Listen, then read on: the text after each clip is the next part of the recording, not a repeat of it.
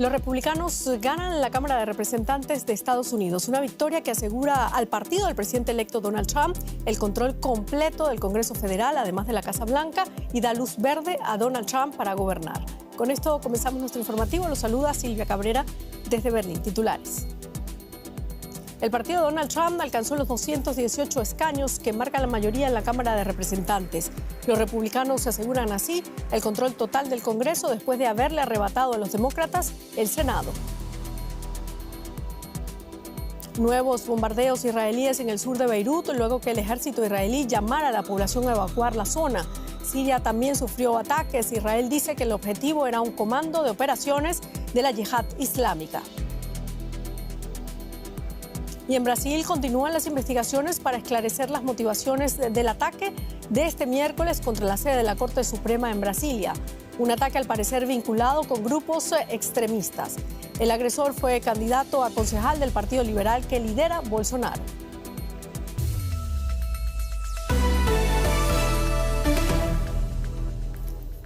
Tras hacerse con el Senado estadounidense, los republicanos han ganado suficientes escaños para conservar el control de la Cámara de Representantes, lo que da al partido del presidente electo Donald Trump el dominio total sobre los resortes de poder de Washington. Como jefe del Poder Ejecutivo, Trump puede firmar o vetar leyes del Congreso, también firmar órdenes ejecutivas, como cuando debilitó el Obamacare en el primer mandato. Además, los presidentes pueden conceder indultos por delitos federales, algo que Trump ha prometido a los partidarios que fueron encarcelados por el asalto al Capitolio el 6 de enero del 2021.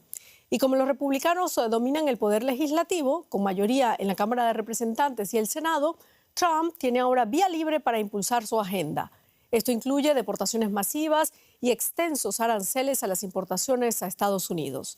Además, el Poder Judicial se inclina también a favor del presidente electo. 3 de los 9 jueces del Tribunal Supremo han sido nombrados por Trump y trabajan junto con otros 3 colegas conservadores para remodelar el país, con sentencias sobre el derecho al aborto, el derecho a las armas y cuestiones regulatorias. Con el gobierno bajo su control, Donald Trump depende ahora de sus compañeros republicanos en el Senado para aprobar los miembros de su gabinete antes de que comience su segundo mandato en enero. Donald Trump regresó triunfante a Washington esta semana, saboreando su victoria electoral y lo que llamó un potente mandato. Muchas gracias. Es una reunión muy agradable. Es bonito ganar, ¿verdad? Es bonito ganar. Siempre es bonito ganar. Veo a muchos buenos amigos en esta sala. Trump está designando ahora a esos buenos amigos para ocupar altos cargos gubernamentales. Entre ellos, el futuro fiscal general Matt Gaetz, un fiel seguidor de Trump que a menudo ha actuado como leal escudero en el Capitolio. Gaetz ha sido objeto de una investigación federal por un supuesto delito de tráfico sexual que se cerró sin cargos penales.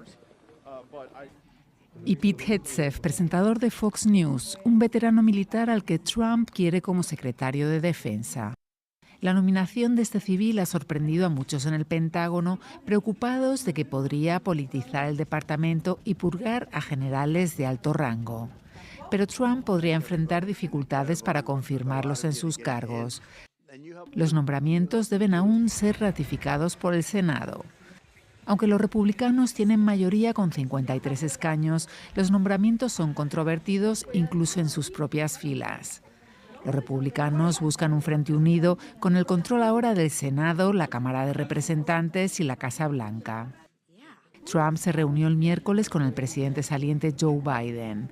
El encuentro, cortés pero incómodo, anuncia una nueva era del liderazgo de Estados Unidos muy diferente. Todo esto a la vez que los demócratas enfrentan una dura batalla para combatir la agenda de Trump. Y vamos a Washington por más informaciones. José Díaz Briceño, victorias electorales de los republicanos en el Congreso, ¿aseguran realmente un respaldo total a la agenda de Estados Unidos primero de Trump o hay alguna oposición interna a algunas de sus políticas? Sí, durante su visita ayer a esta capital, el presidente electo Trump intentó presentar los resultados electorales como un mandato poderoso que le permite vía libre a sus políticas y sus promesas de campaña en diversas áreas que van desde energía a migración. Pero lo cierto es que el verdadero poder en Washington lo tendrán, dado que las ventajas tanto en el Senado como en la Cámara de Representantes son relativamente pequeñas. Este centro de poder podría estar gravitando más bien entre los legisladores más moderados e independientes en ambas cámaras del Congreso. En el Senado, por ejemplo, hay una legisladora conocida como Lisa Murkowski de Alaska, que es una independiente que hace grupo con los republicanos, pero que de entrada ha expresado su desacuerdo con algunas designaciones del presidente para liderar algunos departamentos de la administración. Algunas políticas específicas recibirán mucho escrutinio de estos miembros moderados también en la Cámara de Representantes. Hay que decir, solo son alrededor de 6 o 7 escaños los que separan a demócratas y republicanos, y los republicanos entonces no podrían perder más de 4 para poder garantizar la mayoría.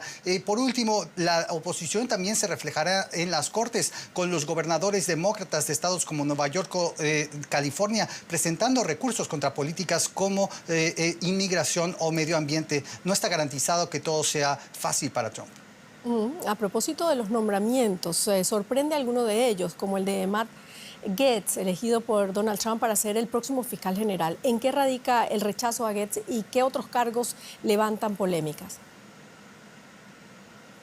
Una tormenta política han ocasionado 3 específicos nombramientos que ya se mencionaban en el informe. En específico, el señor Matt Gaetz, congresista republicano de Florida, quien apenas el día de ayer mismo renunció a la Cámara de Representantes luego del anuncio de Trump de que sería nominado como fiscal general. El señor Gaetz ha sido sujeto de una investigación del Departamento de Justicia por tráfico sexual y también por compartir imágenes pues no apropiadas en el pleno de la Cámara. Había una investigación interna en la Cámara Baja sobre la conducta y la ética de Gaetz, que terminó suspendida luego de que ayer mismo renunciara. Esto ha abierto mucha polémica entre incluso las filas republicanas, pues se considera que no ha sido un jugador de equipo. Por último, hay que decir, hay otros 2 nombramientos: Tulsi Gabbard para ser la directora nacional de inteligencia, que supervisará pues más de una docena de agencias de inteligencia y que es considerada cercana a los intereses rusos, así como también Peter Hegseth, el encargado del Pentágono, si es que es confirmado, un presentador que no tiene experiencia para manejar lo que será la burocracia más grande del mundo, 1.3 millones de contratistas y empleados bajo su mandato en el Pentágono. Serán difíciles estos nombramientos que los republicanos, sin duda, algunos se opondrán. Muchísimas gracias, José Díaz Briceño, desde Washington. Y el ejército israelí continúa su campaña militar en Líbano. En las últimas 48 horas habría atacado 30 objetivos en los suburbios del sur de Beirut, controlados por Hezbollah, tras emitir una orden de evacuación de la zona. Los ataques aéreos y los bombardeos de artillería israelíes también afectaron al sur del país. Según el Ministerio de Sanidad del Líbano, al menos 21 personas murieron y otras 73 resultaron heridas ayer en el país por los ataques. El jefe de las Fuerzas de Paz de la ONU, Jean-Pierre Lacroix, dijo este jueves que es esencial volver a desplegar a las fuerzas libanesas en el sur del país para buscar una solución duradera que ponga fin al conflicto entre el ejército israelí y Hezbollah.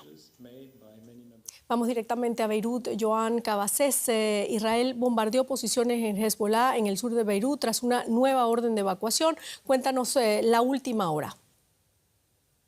Hola, ¿qué tal? Sí, pues así es. Hoy también, y van varios días consecutivos, Israel está bombardeando los suburbios de Beirut, tanto de día como de noche. Hay que decir que muchos de estos ataques tienen un aviso previo unos cuantos minutos antes, pero hay otros que no lo tienen. El propio ejército israelí reconoce haber lanzado hasta 30 ataques contra 30 posiciones distintas de Hezbollah en los suburbios de Beirut, pero hay que reconocer que Israel no está demostrando que estos puntos sean puntos militares de la milicia y que lo que se ve sobre el terreno en muchos casos son edificios residenciales siendo destruidos. Estos avisos y estos bombardeos han dejado una vez más escenas de éxodo con vehículos llenando las carreteras de la capital de Líbano. Israel también continúa con la ofensiva en distintos puntos del país, en algunos casos provocando víctimas mortales. Ha habido un solo bombardeo en la región de Baalbek, por ejemplo, que ha causado 9 muertos. Hezbollah, por su parte, responde también lanzando cohetes contra Israel, y hace pocos minutos había un dron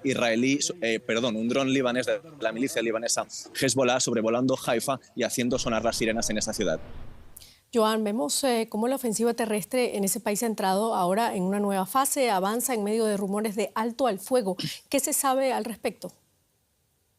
Sí, es como dices, la invasión terrestre de Israel en Líbano parece haber entrado en una nueva fase, y también el portavoz del ejército de Israel reconoce que hay operaciones de sus tropas en nuevas zonas dentro del Líbano, en nuevos municipios, desde donde Israel asegura que Hezbollah ha estado anteriormente lanzando ataques contra Israel. Esto encaja con algunos reportes que nos llegan de combates en municipios como Shamaa, a 5 kilómetros de la frontera con Israel. Unos combates, por cierto, que en el día de hoy han dejado una víctima mortal entre las filas israelíes y por lo menos 11 heridos. Todo, ya lo dices, mientras continúan los rumores en la región alrededor de un posible alto el fuego entre Hezbollah y Israel. Hay ministros del gobierno de Benjamin Netanyahu que aseguran que esta posible tregua es una posibilidad cercana, pero el ministro de Defensa de Israel, Israel Katz, asegura que no habrá tregua hasta que Israel no haya cumplido sus objetivos en Líbano. Bueno, Israel ha informado hoy que atacó Siria, dice que fueron contra objetivos de la yihad islámica estos ataques. ¿Qué está pasando en Damasco? Sí, Israel en las últimas jornadas ha aumentado sus ataques en Siria, un territorio donde tienen presencia no solo Hezbollah, sino también otros actores hostiles hacia Israel y aliados tanto de Hezbollah como de Irán. Hay que decir que Siria es también un territorio por el que pasa el suministro de armas hacia la milicia Hezbollah en Líbano. Es en ese marco en el que hay que entender los ataques de las últimas jornadas de Israel contra Siria. Y en el día de hoy, ya lo mencionabais, en Damasco ha habido un ataque con al menos 15 víctimas mortales que fuentes israelíes aseguran que era un ataque contra la milicia palestina llamada Yihad Islámica. Muchísimas gracias, Joan Cabasés, desde Beirut. A vosotros. Y nos vamos ahora de inmediato a la economía. Andrés Blumenkrantz, cuéntanos. ¿Qué tal, Silvia? Nos vamos directamente a Perú, país que recibe estos días a 21 líderes mundiales en la cumbre APEC, entre ellos el presidente de China, Xi Jinping, que ya se encuentra en la capital peruana, Lima. Además de participar en esta cumbre, el líder chino va a efectuar una visita de Estado en Perú, y en el marco de ella se inaugurará también el megapuerto de Chancay, ubicado unos 70 kilómetros al norte de Lima y construido en un 60% por la empresa estatal china COSCO Shipping, que aspira a convertirse en la joya de la corona en Sudamérica de la nueva ruta de la seda.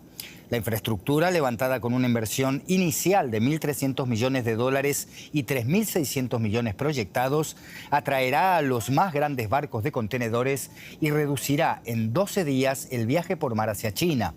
Xi también aprovechará este viaje para reunirse con su homólogo estadounidense Joe Biden y con el primer ministro japonés Shigeru Ishiba. China es el primer socio comercial de Perú. De cara a esta cumbre del Foro de Cooperación Asia-Pacífico, el Ejecutivo peruano se esfuerza por mostrar un clima de estabilidad, pero en las calles la realidad es otra. Miles de ciudadanos y trabajadores de diversos sectores marchan contra la inseguridad y contra la falta de respuestas de las autoridades. La criminalidad se ha cobrado cerca de 1.800 vidas en lo que va del año. Según un estudio, cuesta hasta el 3% del PIB de Perú. Danzas folclóricas para recibir oficialmente a los líderes de la cumbre APEC en la Plaza Mayor de Lima. Mientras, a solo 3 cuadras de allí, miles de ciudadanos alzan su voz de protesta. Denuncian una inseguridad y violencia que no se detiene. El gobierno de Dina Boluarte busca proyectar estabilidad y progreso a los representantes de 21 economías del Asia-Pacífico reunidos esta semana en el Perú. Sin embargo, Boluarte es rechazada por el 92% de la población.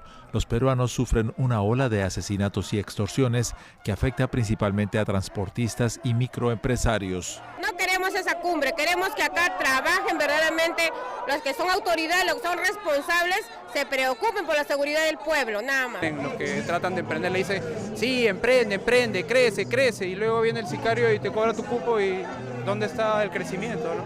Por eso digo que la PEC en realidad, claro, crecimiento, pero ¿para quiénes, no? Hasta octubre de 2024, Perú registró cerca de 1.800 homicidios, superando así el récord de 1.516 de 2022. La crisis de inseguridad es tan grave que trabajadores de la Morgue Central de Lima denunciaron un colapso. Convocadas por los gremios del transporte, las manifestaciones se realizan a nivel nacional. Pese a una declaratoria de emergencia del gobierno, las bandas criminales continúan amenazando a los transportistas, que se niegan a pagar cupos o vacunas e incluso disparan a los buses con pasajeros dentro. Como ciudadanos nos hemos puesto la camiseta a defender el derecho a la vida, a una digna vida que cada uno de nosotros merecemos. Nos asesinan diario y eso realmente somos burlados totalmente por este gobierno que en los tres poderes no hacen nada para poder salvar a nuestro Perú. La criminalidad se ha generalizado por diversos factores como la expansión de grupos delictivos del extranjero y el aumento del narcotráfico y la minería ilegal. El economista Eduardo Recoba advierte que, según los gremios empresariales, la crisis de inseguridad le cuesta al Perú un 3% del PIB, más de 7.000 millones de dólares. La inseguridad no solamente registra un desgaste económico, financiero, de caja, vamos a decirlo así, en hogares y microempresas, sino también registra un desgaste emocional, psicológico, hasta físico. Entonces, uno no puede pretender colocar al Perú en el ojo de 21 economías como si aquí no pasara absolutamente nada. Junto a los transportistas protestan trabajadores de la construcción, comerciantes, bodegueros y vendedores ambulantes. Ellos denuncian que debido a las extorsiones no pueden crecer en una economía tan informal como la de Perú. Los manifestantes reclaman una estrategia integral que frene la inseguridad. También exigen la salida de Boluarte y el adelanto de las elecciones para también cambiar al Congreso, acusado de impulsar leyes que favorecen al crimen organizado. Y la autora de esta pieza que acabamos de ver, Rosemary Cuevas, se encuentra allí mismo en el puerto de Chancay para contarnos más cosas. Rosemary, Perú, país anfitrión, inaugura en el marco de esta cumbre este megapuerto de Chancay que va a potenciar las exportaciones peruanas hacia Asia. Ha mostrado un notable avance Perú en la intensificación de sus relaciones comerciales con este continente, especialmente comparándolo con otros países latinoamericanos de la PEC, como Chile o como México. ¿Cómo ha conseguido Perú esta ventaja relativa? Sin duda la inauguración del megapuerto de Chancay marca pues un hito en las relaciones entre Perú y China y también marcan un hito en el desarrollo de la cumbre de la PEC que empezó hace unos días, ¿no? Y estoy justamente aquí en Chancay, en la costa del Pacífico, a 80 kilómetros de Lima, y detrás mío, como pueden ver, está la construcción de este puerto, el primer puerto de Sudamérica construido por China y que promete ser la principal conexión entre la región sudamericana y el continente asiático. Y esta obra, que tiene una inversión de 3.400 millones de dólares, representa un gran avance en esta relación que tú mencionas, se ha visto fortalecida en los últimos años y que también se sostiene en las importaciones y exportaciones de Perú hacia China, que han hecho que China pues sea el principal socio comercial de Perú. En 2023, por ejemplo, la exportación de China las exportaciones peruanas a China representaron el 36% del total de la cifra. Y hoy, en un texto publicado por el presidente chino Xi Jinping en el diario oficial El Peruano, mencionó que las inversiones de las empresas chinas en Perú ascienden los 30.000 millones de dólares. Hay mucha expectativa en torno a este megaproyecto, hay muchas opiniones a favor, pero también hay muchas opiniones en contra sobre el impacto ambiental que está representando esta construcción. Hay mucha incomodidad también de algunos vecinos con los que hemos conversado en la zona por cómo sus casas, por ejemplo, se han visto afectadas por esta construcción, y también analistas advierten sobre la posibilidad de que sin una gestión pública fuerte de Perú pues se pierda el poder sobre los recursos naturales de Perú y también sobre la infraestructura en manos de un gigante como lo es China. Rosemary, a un nivel más general, ¿puedes resumirnos brevemente qué resultados se esperan de esta cumbre de la APEC en Lima? Lo que se espera en realidad es la agenda que Perú como país anfitrión está impulsando y que se basa en 3 puntos. El primero es el comercio, el segundo es la digitalización y la sostenibilidad. Lo que buscan es en estas reuniones que los 21 líderes de la cumbre de la APEC pues promuevan el uso de tecnologías digitales para hacer una transición más formal de la economía y señalan también que se impulsen iniciativas verdes que permitan un crecimiento económico sostenible. Rosemary Cueva, en Puerto Changay, gracias por estas informaciones. Seguimos en contacto.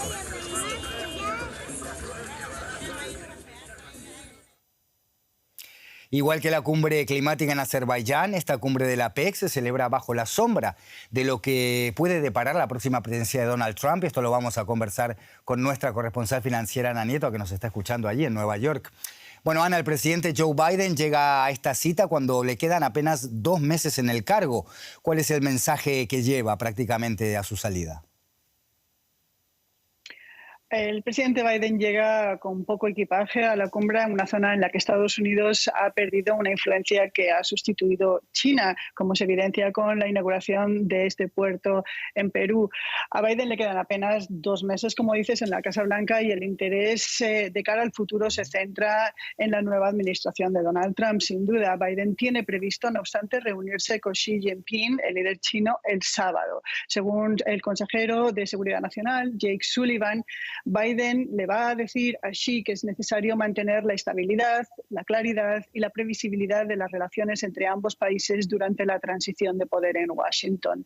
Sullivan no quiso referirse a cómo se va a responder a las preguntas que haya sobre la nueva administración, ni siquiera en materia de aranceles, y se espera que ambos dignatarios hablen de sus relaciones para parar, entre los dos países, para parar el avance del fentanilo, para acabar con los hackers chinos sobre Estados Unidos y el apoyo de China a Rusia en la guerra contra Ucrania. De lo que puedan hablar los dos líderes sobre las medidas impuestas para parar las inversiones de Estados Unidos en China y de limitar las exportaciones de microchips, todavía no se sabe nada. Ana, Trump vuelve a la Casa Blanca en enero con una agenda en la que se repite la idea, el lema de America First, primero América, primero Estados Unidos, mejor dicho.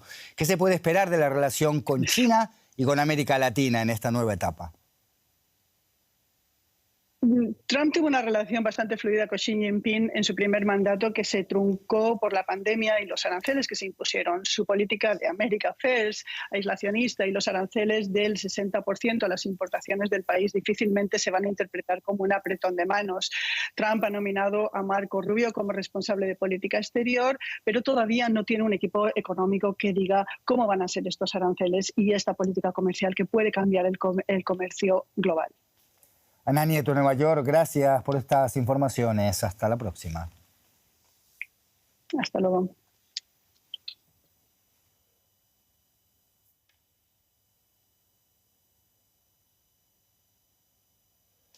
Ya mismo Silvia Cabrera nos trae más. Gracias, Andrés. Nos vamos directamente a Brasil. Y es que grupos extremistas activos estarían tras las 2 explosiones que sacudieron ayer el centro de Brasilia. Así lo aseguró el director general de la Policía Federal de Brasil, Andrei Rodríguez. Según el funcionario, las autoridades policiales trabajan con la hipótesis de que el ataque suicida fue premeditado y posiblemente planeado desde hace meses. Los hechos ocurrieron la noche del miércoles cuando el atacante intentó acceder al Supremo y al no conseguirlo, decidió lanzar artefactos explosivos frente a la sede de la máxima instancia judicial del país, hasta que en un momento determinado se quitó la vida. La policía lo identificó como Francisco Vanderlei Luis, de 59 años, un ex candidato a concejal por el Partido Liberal del expresidente Jair Bolsonaro en las municipales del 2020. Buscaba, al parecer, atentar contra los jueces del Tribunal Supremo. Bolsonaro lamentó y condenó los hechos. Y las autoridades brasileñas avanzan este jueves en las investigaciones para esclarecer este ataque. Marcelo Silva de Sousa con más detalles. Marcelo, ¿qué más se sabe al respecto? ¿Tiene este ataque relación con el 8 de enero del 2023? un hecho muy sensible, Silvia, que reaviva los fantasmas aquí en la capital brasileña de aquella jornada oscura de ataques el 8 de enero de 2023, cuando manifestantes bolsonaristas invadieron las sedes de los tres poderes. El delegado de la Policía Federal, Andrei Rodríguez, dijo que el atentado de ayer va a ser investigado como un eventual acto de terrorismo y intento de abolición violenta del Estado democrático de derecho. La conexión más clara con el 8 de enero de 2023 la hizo hoy el juez del Supremo Tribunal Federal, Alexandre de Moraes, que dijo claramente que el hecho de ayer no fue aislado, más allá de que posiblemente la investigación lo dirá si hubo algún tipo de planificación y si había otros hechos encadenados para atentar contra la Corte y otros edificios públicos aquí en la capital, pero Moraes fue claro y dijo que el hecho de ayer está dentro de una línea narrativa que empezó en la administración del expresidente Jair Bolsonaro con instigación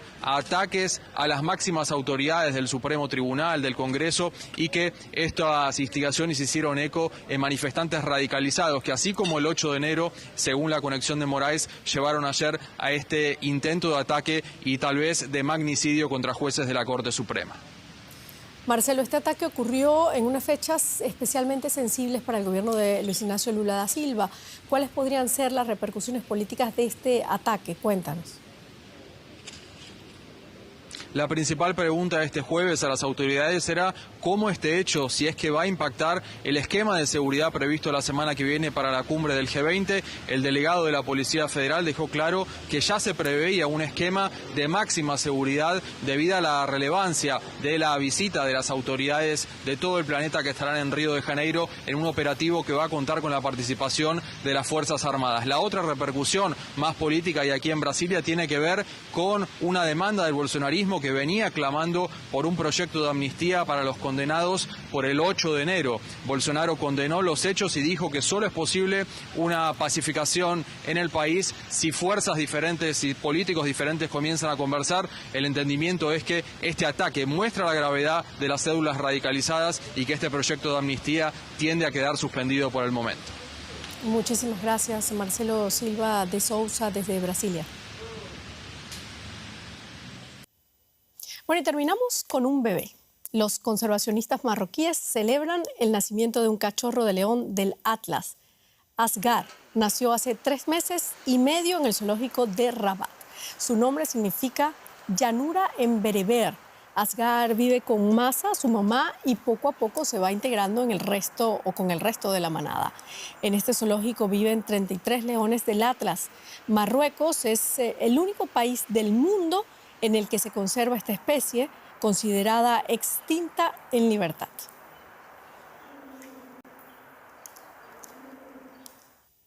Y con este cachorro terminamos nuestro informativo. Muchísimas gracias por habernos acompañado. La invitación es, como siempre, para que sigan acá con nosotros en DW Deutsche Welle. Hasta luego.